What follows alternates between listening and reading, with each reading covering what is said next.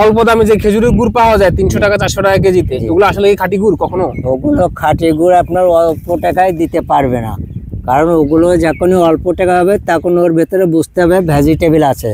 হ্যাঁ, বাজারের থেকে চিনি কিনে নিয়ে এসে আর আপনার এই ময়দা আটা আর কিছু কেমিক্যাল দিয়ে গুড়িটা রং করে আর ওই চিনি অল্প টাকায় নিয়ে আসলে ওটা গুড় বানায়, অল্প দিনই আপনার ওই জিনিসটা নষ্ট হয়ে যায়, ওটা মেলা দিন থাকে না। আর ওইটাই অল্প টাকায় বাজারজাত করতে পারে, কিন্তু ওটা খাওয়া ঠিক না।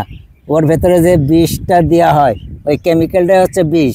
ওটা আপনার আমার বাচ্চা যখনই খাবে তখন ওই জিনিসটা ওদের অসুস্থতা এসে যাবে, তখন ওই আপনার ওই ডায়রিয়া এসে যাবে, তখন ওই টাকা পয়সা নিয়ে হাসপাতালে দৌড়াদৌড়ি করতে হবে, ফার্মাসিতে যেতে হবে, ওষুধ কিনতে হবে।